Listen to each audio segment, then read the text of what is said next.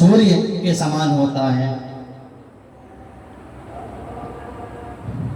हे सूत जी महाराज, आज तक कथा तो बहुत सुनी, लेकिन आपका कथा का सार नहीं सुना।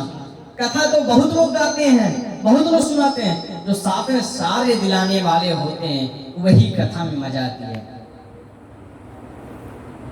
जो कि हमारे कार्य में रसायन यानी अमृत में कार्य करके हमें बताते हैं।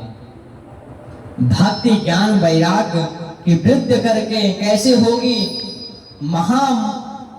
महामोह निशा से को पीछे कैसे छुड़ाया जाएगा। जीव अनेक प्रकार के कलेश से प्रसन्न होते हैं, उनका क्या उपाय होता है? क्योंकि अगर जीव आजकल तो आदमी को मच्छर काटने लगे ना, तो मच्छर का तेल भी आता है तो तेल लगा लेते, कहते हैं भैया मच्छर का तेल लगाने से तो मच्छर आते ही नहीं है। तो ऐसे ही हर जीवों की एक ना एक कोई दवाई आती होगी जो परेशान ना करे। जैसे कोई बालक अगर पढ़ रहा हो, दो बालक पढ़ रहे हो, एक पढ़ने वाला ना हो ना, तो उसको भी डिस्टर्ब करते हैं कि हम नहीं पढ़ रहे, तुम कैसे पढ़ रहे हो। मतलब जो तुम करोगे वो हम करेंगे। हमको पढ़ के आगे माँ बाप की सेवा करनी है, आगे अपना बिजनेस देखना है कि हमको आगे जाके क्या करना है।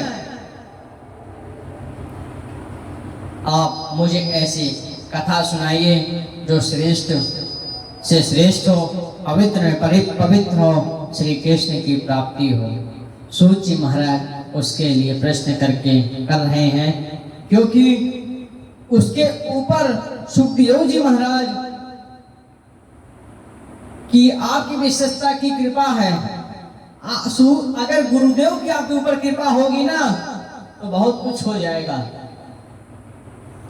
तो जीवन में मानो तो एक ही गुरु मानो, जो दिल से मानोगे वही गुरु है। आज आपसे बड़ा तीन ही लोग हैं। कौन कौन? भगवान, माता पिता और गुरु। अगर गुरु का आशीर्वाद, माता पिता का आशीर्वाद आपको लग जाए ना तो बहुत सौभाग्य की बात है। तो आइए हम श्रीमद् भागवत में एक श्लोक आता है, महात्म्य के पहले अध्याय के 8वां श्लोक आता है। चिंतामणि लोक सुखम सर्वदुः स्वर्ग संपदा प्रयच्छति हि गुरुः पीतो वैकुंठम योगी दुर्लभम। अगर किसी को चिंतामणि प्राप्त हो जाए, उसे लौकिक सुखी की प्राप्ति हो जाए। अगर आप चिंतामणि की प्राप्ति हो जाए ना, लौकिक सुखी की प्राप्ति हो जाएगी। कल्प वृक्ष के नीचे चला गया जो अभी कामना, उसे वो भी प्राप्त होता है। अगर आप वृक्ष के नीचे चले जाइए, जो भी कामना मानेंगे ना वो आपकी पूर्ण भी होगी।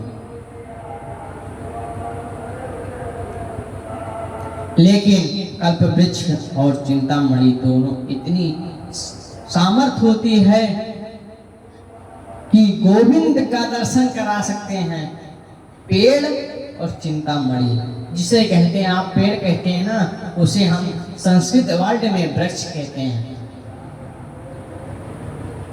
वृक्ष और चिंतामणि की प्राप्ति हो जाए ना तो आपको गोविंद का दर्शन करा सकती है। तो गुरुदेव भगवान की कृपा से ही असंभव है,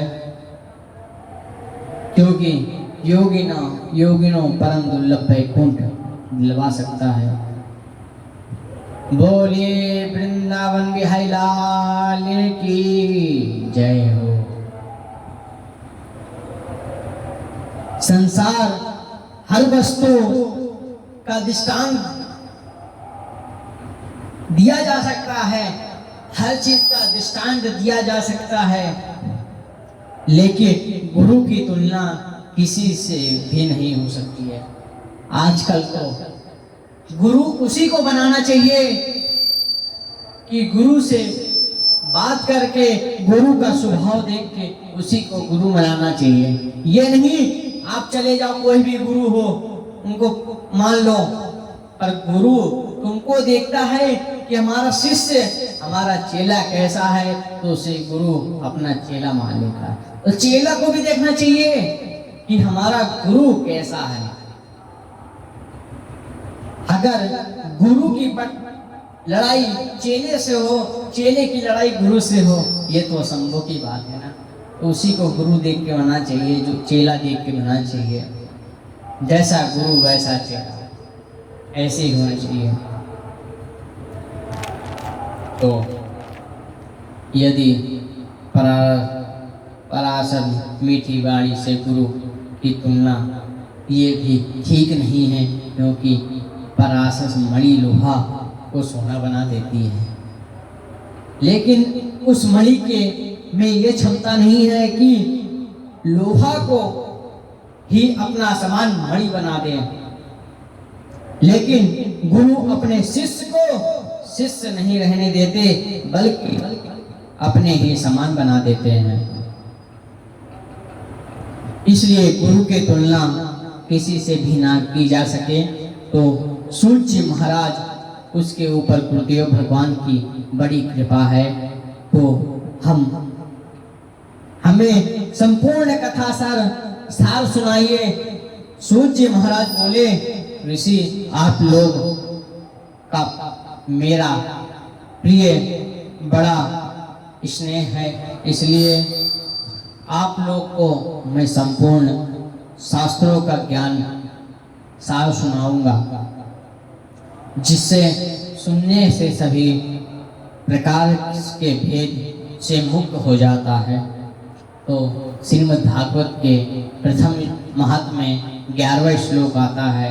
कालप्याल मुखग्रासा त्रासनिन्नास हेतवे श्रीमद्भागवतां शास्त्रं करो किरीटभासितां।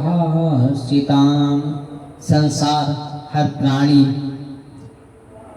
काल रूपी मुख का ग्रास बना देती है। ग्रास बनकर बैठे हैं। हर प्राणी तभी तक सुरक्षित है जब तक वो अपने मुख में मुख बंद ना हो कर देता, तभी तक। तो ऐसा मुख बंद नहीं कर लेता तो ऐसे मृत्यु लोक में मंगलमय कैसे बनाए रखेगा। तो उसके लिए सुखदेव जी महाराज श्रीमद् भागवत का प्रवचन किए कर रहे थे। रामचरितमानस का भागवत का प्रवचन किए और रामचरितमानस क्या जीना सिखाती है। क्या सिखाती है हमको? जीना। भागवत हमें मरना सिखाती है। क्या सिखाती है भागवत? भागवत हमें मरना सिखाती है। जन्मांतरे भवेत् पुण्यम तथा भागवतम लभेत्। अभी जब व्यक्ति के जन्म जन्मांतर कल्पांतर के पुण्य उदय होते हैं, तब श्रीमद् भागवत सुनने का सौभाग्य प्राप्त होता है। और महिमा कितनी है? तो बोले कि महिमा तो इतनी है कि देवता तक तरस गए कथा सुनने को।